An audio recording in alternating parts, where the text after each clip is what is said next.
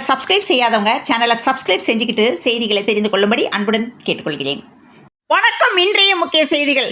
தமிழகத்தில் ஏப்ரல் 23ஆம் தேதி நடைபெறவுள்ள தேர்தலை முன்னிட்டு கடந்த சில வாரங்களாக நடைபெற்று வந்த அனல் பறக்கும் தேர்தல் பிரச்சாரம் இன்று மாலை 6 மணியுடன் நிறைவடைகிறது. இறுதிக்கட்ட வாக்கு சேகரிப்பில் அரசியல் கட்சித் தலைவர்கள் தீவிரம் காட்டி வரும் நிலையில் தமிழக முதல்வர் மு.க. ஸ்டாலின் இன்று காலை தனது எக்ஸ் தளத்தில் பரபரப்பான வீடியோ ஒன்றை வெளியிட்டுள்ளார்.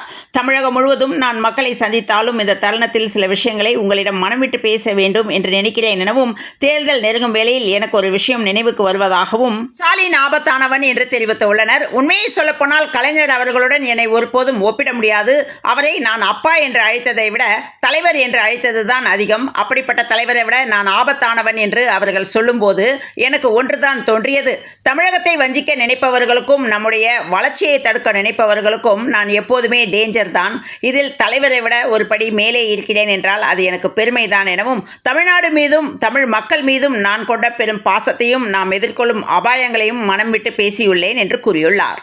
இன்னும் 2 நாட்களில் 2026ஆம் ஆண்டு தமிழ்நாடு சட்டமன்ற தேர்தல் வாக்காளர்களுக்கு வசதியாக தேர்தல் ஆணையம் முன்னெடுத்துள்ள சில ஏற்பாடுகள் குறித்து பார்த்தால், செல்போன்களுக்கு டோக்கன் வசதி. பொதுவாக வாக்குச்சாவடிகளுக்குள் செல்போன்களை கொண்டு செல்வதற்கு அனுமதி இல்லை.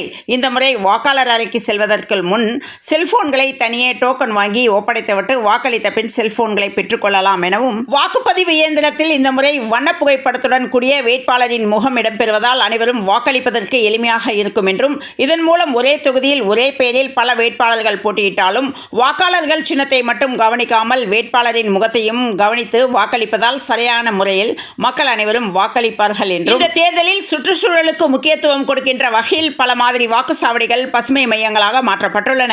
இந்த நெகிழியின் பயன்பாட்டை அறவே தவிர்த்து இயற்கையான அலங்காரங்களோடு குழந்தைகளுக்கென்று விளையாட்டு பகுதி மற்றும் தாய்மார்களுக்கான பாலூட்டும் அறைகளும் அமைக்கப்பட்டுள்ளன. மேலும் வெயிலின் தாக்கத்தை தவிர்ப்பதற்கு பந்தல்கள் மற்றும் குளிர்ச்சியான குடிநீர் வசதிகளும் உருவாக்கப்பட்டுள்ளன.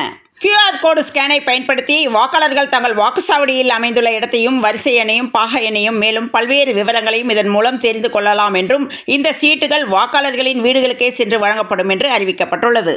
இன்றோடு தேர்தல் பிரச்சாரம் ஓய்கின்ற நிலையில் தாவேகா தலைவர் விஜய் தனது தொண்டர்களுக்கு உருக்கமாக ஒரு கடிதத்தை எழுதியுள்ளார். அதில் விஜய் கூறியிருப்பதாவது: என் நெஞ்சில் குடியிருக்கும் என் சொந்தங்களாகிய தமிழக மக்கள் அனைவருக்கும் வணக்கம்.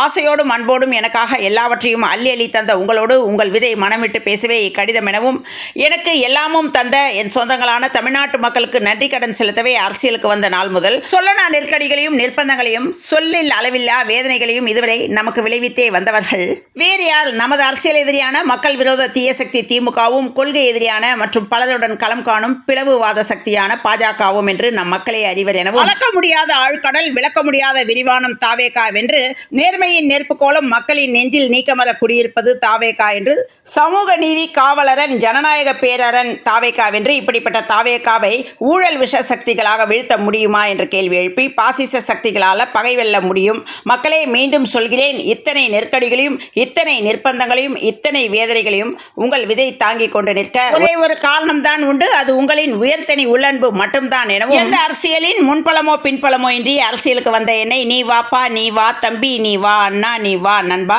நீ வா தோழா, நாங்கள் பார்த்துக் கொள்கிறோம் என்று உங்களின் பேரன்பும் பேராதரவும் மட்டுமே என்னை இயக்கும் மாபெரும் உந்து சக்தி என்பதே உண்மை. இப்போதும் சொல்வேன், எப்போதும் சொல்வேன், உங்களையும் என்னையும் இந்த உலகத்தில் எந்த அதிகார சக்தியாலும், எந்த அராஜக சக்தியாலும், எந்த தீய சக்தியாலும், எந்த பாசிச சக்தியாலும், எந்த மற்றும் பலர் சக்தியாலும் பிரிக்கவே இயலாது எனவும், அப்படி பிரிக்க நினைக்கும் அனைத்து சக்திகளையும் மக்கள் அக்குவேறு ஆணிவேராக தனித்தனியாக பிரித்து தூக்கி வீசி எறிய போவது உறுதி என்றும், எதிர்வரும் நம் தலைமுறையின் கனவுகளை அடகு வைக்க துடிக்கும் அடிமை அரசியல் சூதாடிகளின் வேறு எந்த சின்னத்திற்கு நீங்கள் வாக்களித்தாலும் பிளவுவாத சக்திகளுக்கான மறைமுக அல்லது நேரடி ஆதரவாக மட்டுமே அது மாறும் என்றும், ஆகவே எப்போதும் போல அடைமழையாக இந்த அரசியல் சூதாடிகளின் ஊழல் லஞ்ச கொள்ளை பணமழை பொழிந்தாலும் வரும் ஏப்ரல் 23ஆம் தேதி அன்று நீங்கள் அனைவரும் திருவிழா கோலம் பூண்டு விசில் புரட்சிக்கு தயாராகி குடும்பம் குடும்பமாக சென்று வாக்களிக்க வேண்டிய எவ்வித மறுசிந்தனைக்கும் இடம் தராத ஒற்றை தேர்வாக விசில் சின்னம் மட்டுமே இருக்க வேண்டும் என உங்களை இருகரம் கூப்பி வேண்டி விரும்பி கேட்டுக்கொள்கிறேன் என்று விஜய் தெரிவித்துள்ளார். மேலும் வாகை சூடுவோம், வரலாறு படைப்போம், வெற்றி நிச்சயம் என கூறியுள்ளார். பெரம்பலூர் சட்டசபை தொகுதிக்குட்பட்ட செங்குணம் கிராமம் பகுதியில் தேர்தல் பறக்கும் படை அதிகாரிகள் வாகன சோதனையில் ஈடுபட்டிருந்தனர். அப்போது சந்தேகத்தின் அடிப்படையில் சோதனை செய்தபோது கார் டிக்கியில் 5 அட்டை பாக்ஸில் ரூபாய் 2,44,00,000 பணம் இருந்தது கண்டுபிடிக்கப்பட்டது. இதைத் தொடர்ந்து கார் மற்றும் 2,05,00,000 ரூபாய் கைப்பற்றப்பட்டு பெரம்பலூரில் RTO அலுவலகத்திற்கு கொண்டு செல்லப்பட்டது. பெரம்பலூர் மாவட்ட திமுக விவசாய அணி துணை அமைப்பாளர் ஜெயராமன் கார் என்பது விசாரணையில் தெரிய வந்தது. இந்த சம்பவம் தொடர்பாக கார் டிரைவர் ராஜேஷ் கிருஷ்ணன் உட்பட 2 வருமான வரித்துறையினர் விசாரணை நடத்தி வருகின்றனர். வாக்கிங், சைக்கிளிங், ஆட்டம் பாட்டம் என கொண்டாட்டமாக தங்களின் பிரச்சாரங்களை முன்னெடுத்து வருகின்றனர். தமிழக அரசியல்வாதிகள் காட்டமான விமர்சனங்கள் ஒருபுறம், காமெடி நகைச்சுவைகள் மறுபுறம் என பிரச்சார களத்தை கலகலப்பாக்கி வருகின்றனர். மறைந்த முதல்வர் ஜெயலலிதாவின் பாணியில் மாவட்ட வாரியாக பொதுக்கூட்டம் நடத்தி வேட்பாளர்களை அறிமுகப்படுத்தி வாக்கு சேகரிக்கிறார் தற்போதைய முதல்வர் ஸ்டாலின். அதே வேளையில் எதிர்க்கட்சித் தலைவர் எடப்பாடி பழனிசாமி மறைந்த தலைவர் கருணாநிதி பாணியில் ஊராக வாகனத்தில் சென்று பிரச்சாரம் செய்கிறார். நாம் தமிழர் கட்சியின் சீமான் ஒற்றை ஆளாக 234 தொகுதிகளுக்கும் சுற்றி வந்து கொண்டிருக்கிறார். தாவேகா தலைவர் விஜய் திடீரென வாகனத்திலிருந்து குதித்து சைக்கிளிங் செய்து மக்களை கவர்ந்து பிரச்சாரம் செய்கிறார். விசில் கோலம் போடுகிறார். இவர்களை தவிர துணை முதல்வர் உதயநிதி ஸ்டாலின், திமுக நாடாளுமன்ற குழு தலைவர் கனிமொழி, விசிக தலைவர் திருமாவளவன், பாமக தலைவர் அன்புமணி, அமமுக தலைவர் டிடிவி தினகரன், பாஜக முன்னாள் மாநில தலைவர் அண்ணாமலை, தேமுதிக பொதுச் செயலாளர் பிரேமலதா, சசிகலா என அனைத்து அரசியல் கட்சி தலைவர்களும் சூறாவளியாக சுற்றி வருகின்றனர். ஒவ்வொரு தலைவரும் தங்களுக்கென ஒரு பாணியை கடைபிடித்து பிரச்சார களத்தில் உற்சாக வலம் வருகின்றனர். மக்களை கவர்ந்திருப்பது யாருடைய பிரச்சாரம் என்ற கேள்வி எழுப்பியுள்ளது. தேசிய கல்விக் கொள்கையை படிப்படியாக அமல்படுத்தி வருகிறது மத்திய அரசு. இந்த கல்வியாண்டு முதல் இந்தியா முழுவதும் 6ஆம் வகுப்பில் மும்மொழி கொள்கை கட்டாயமாகிறது. இது தொடர்பாக CBSE நிர்வாகம் அனைத்து பள்ளிகளுக்கும் சுற்றறிக்கை அனுப்பியுள்ளது.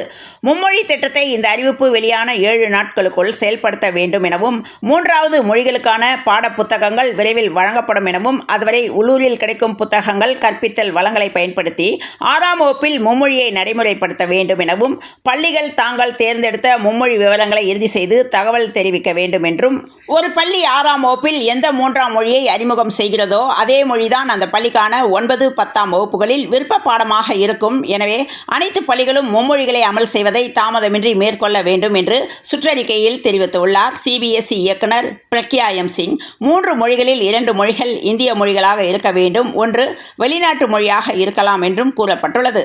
இதற்கென 44 மொழிகள் பட்டியலிடப்பட்டுள்ளன. தமிழகத்தை பொறுத்தவரை மாநில பாடத்திட்டத்தில் இருமொழி கொள்கை கடைபிடிக்கப்படுகிறது. அதனால் அரசு மற்றும் மெட்ரிக் பள்ளிகளில் இது பெரிய விளைவுகளை ஏற்படுத்தாது. ஆனால் தமிழகத்தில் செயல்படும் 1700க்கும் மேற்பட்ட CBSE பள்ளிகளில் இது உடனடியாக அமலுக்கு வருகிறது. ஆரோக்கியமான வாழ்க்கை என்பது நோய் வந்த பிறகு சிகிச்சை பெறுவது மட்டுமல்ல, அது வராமல் தடுக்க முன்கூட்டியே எடுக்கப்படும் முன்னெச்சரிக்கை நடவடிக்கைகளில் தொடங்குவதாகவும் இந்த முக்கிய செய்தியை வலியுறுத்தும் விதமாக ஆனந்த விகடன் மற்றும் RK நீரிழிவு, கால் மற்றும் பாத சிகிச்சை மருத்துவமனை இணைந்து நடத்திய பாதமே நலமா சீசன் 2 விழிப்புணர்வு கருத்தங்கம் சென்னை அம்பத்தூரில் நடத்தப்பட்டது. இதில் 500க்கும் மேற்பட்டோர் கலந்து கொண்டு பயன்பெற்றனர். பிரபல பட்டிமன்ற பேச்சாளர் பாரதி பாஸ்கர் இந்த நிகழ்வில் சிறப்புரையாற்றினார். தமிழக சட்டமன்ற தேர்தல் களம் சூடு பிடித்துள்ள நிலையில் கரூர் தொகுதியில் அதிமுக வேட்பாளரும் முன்னாள் அமைச்சருமான MR விஜயபாஸ்கரை திமுகவினர் தாக்க முயன்றதாக கூறப்படும் சம்பவம் பெரும் பரபரப்பை ஏற்படுத்தியுள்ளது. கரூர் மாவட்டம் தான்தோன்றிமலை பகுதியில் நிலவி வரும் கோயில் நிலம் தொடர்பான இனாம் விவகாரங்கள் குறித்து அதிமுக தரப்பில் பொதுமக்களுக்கு நோட்டீஸ்கள் விநியோகிக்கப்பட்டன. அப்போது அங்கு வந்த திமுகவினர் நோட்டீஸ் விநியோகிக்க எதிர்ப்பு தெரிவித்ததால் இரு தரப்பினருக்கும் இடையே கடும் வாக்குவாதம் ஏற்பட்டு மோதலாக வெடித்தது. இன்று முடிகிறது தேர்தல் பரப்புரை. 6 மணி முதல் அமலாகும் விதிமுறைகளை தேர்தல் ஆணையம் அறிவித்துள்ளது. ரஜினிகாந்தின் ஜெயிலர் 2 படப்பிடிப்பு நிறைவு பெற்றது. கிட்டத்தட்ட ஓராண்டு காலமாக இப்படத்தின் படப்பிடிப்பு வேலைகள் நடந்து வந்தது. இந்நிலையில் இன்று படப்பிடிப்பு மொத்தமாக நிறைவடைந்தது என அதிகாரப்பூர்வமாக அறிவிக்கப்பட்டுள்ளது. படக்குழுவினர் அனைவருடனும் ரஜினிகாந்த் கேக் வெட்டி படப்பிடிப்பு நிறைவடைந்ததை கொண்டாடியுள்ளார். ஜெயிலர் 2 வெளியீடு ஆகஸ்ட் மாதம் இருக்கலாம் என சொல்லப்படுகிறது. இன்று காலை நிலவரப்படி ஆபரண தங்கத்தின் விலையில் எந்த மாற்றமும் இன்றி நேற்றைய விலையிலே நீடிக்கிறது. அதன்படி சென்னையில் இன்று 22 கேரட் ஆபரண தங்கம் ஒரு சவரன் 1,14,400 ரூபாய்க்கும் 1 கிராம் 14,300 ரூபாயாகவும் விற்பனையாகிறது. இத்துடன் இந்த செய்திகள் நிறைவடைந்த நிலையில் தொடர்ந்து இணைந்திருங்கள். பிரபாஸ் கதம்பம் செய்திகளுடன் மீண்டும் மற்றொரு செய்தியில் சந்திப்போம். நன்றி, வணக்கம்.